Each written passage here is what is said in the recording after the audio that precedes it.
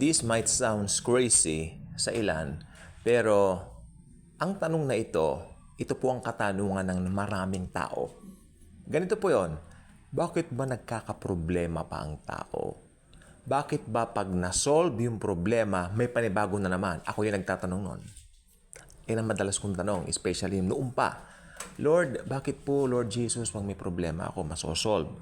Then may panibago na naman. Diba? So, common. May nagsabi pa nga na, hindi ba pwedeng mabuhay kami rito, Panginoon, na walang problema, smooth sailing, na lahat ayon sa gusto namin? Hep, hep, hep. Yung ating main na talatang gagamitin ay hindi na po applicable kung ganon. Ano ba yung ating main na talata ngayon? Sa Philippians, ito po nakalagay, I can do all things through Christ who strengthens me. Again, magagawa ko ang lahat ng bagay sa pamamagitan ni Kristo Jesus na nagbibigay sa akin ng lakas. Ngayon, pag wala kang problema, maaalala mo bang Panginoong Jesucristo? Pag wala kang problema, smooth sailing, sabi mo. May mga ganyan pong tao. Actually, makikita mo po ang isang tao kung mature ng isip, or immature, no? Kung dumadapo ang mga something like hindi mga inaasahan na mga pangyayari sa buhay. Paano sila mag-react sa situations? I can do all things through Christ who strengthens me. Isang talatang napaka-powerful. Ngayon, bakit pa isusulat ni Pablo yan kung wala palang problema ang tao?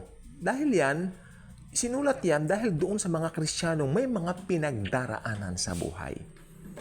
Sabi naman ng ibang talata sa Bible, gamitin natin ng mga bagay na ito, yung mga problema, bilang opportunity para lalo tayong lumago sa pananampalataya sa mahal na Panginoong Jesucristo. Jesus is always with us. Kahit ano pa yung pinagdaraanan natin, si Jesus, He will never leave us nor forsake us. Kailangan mo lang iset ang mind mo doon, including me. Yung sabi ko po kanina, talagang matagal ko na pong tanong yun, Lord, another one? Katatapos lang, Panginoon ng isa. Panibago na naman. Last week ko lang po natanong yan. Family problem. Wow, Lord, kako. Kasi po may mga taong sa pamilya, talagang yung conflict. Ako naniniwala po kung lahat ng family may conflict. Hindi yan tipong smooth sailing sa lahat. Bawat member ng family, iba't ibang ugali, iba't ibang pananaw, iba't ibang ways, no?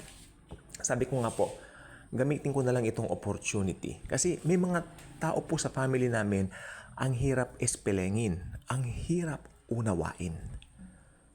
Kaya, may times po last week talagang hawak ko lang po Bible. Ano bang gusto mong sabihin sa akin, Lord Jesus, kako? Mahirap itong mga taong ganito. Knowing that, ito po, hindi po mananampalataya yung mga kamag-anak mong yan. So, sabi nga ng isang kamag-anak namin sa Amerika, parang may sumpa raw sa pamilya nila. Sabi ko, opo, kung wala kay Jesus ang isang tao, hindi lang sila. Lahat ng tao na wala kay Jesus, nandun ang sumpa. Sapagkat matatanggal lang ang sumpa sa isang individual kung siya'y mananampalataya sa Panginoong Jesucristo bilang kaniyang sariling Panginoon at tagapagligtas. Yes, mga isinumpa po sila kasi wala po sila kay Jesus. Nakalagay po sa Galatia 3:20. Di po ba? Sabi doon, curse is everyone who is hung on a tree. Si Jesus po ipinako sa krus. Ibinayubay siya para lahat ng sumpa na sana pupunta sa atin, mapunta na lang sa Kanya. At yan po ang nangyari sa cross. Nagkaroon ng divine exchange. Kaya sabi ko po itong pamilyang ito na mahirap ispelengin na kamag-anak pa man din namin, you know what? Hindi mo mapipili ang mga magiging kamag-anak mo. Itong gusto ko sabihin sa'yo, ikaw na nakikinig ngayon o nanonood dito, if you have some issues with your relatives, you know what? Hindi mo sila mapipili. Wag na wag mong tatanungin si Jesus, bakit mo ko inilagay sa pamilyang ito? Nope. Nope. Perfect ang ways ni Jesus. Gagamitin niyan opportunity para maybe ikaw ang gagamitin niyang tool para maipahayag ang good news sa kanila. Sabi ko nga po kanina, bakit pag natapos ang isa may panibago na naman? Well, that's life. Fallen world po ito. Yan ang madalas tanungin ng mga tao.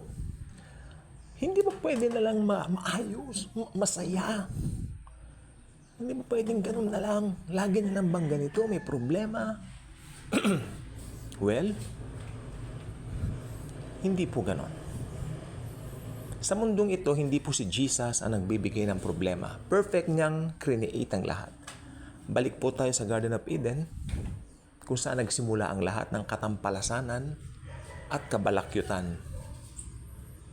Sabi ko po sa inyo, hindi tayo pwedeng maging kampante dahil sa totoo lang po, meron po tayong misyon sa buhay dito.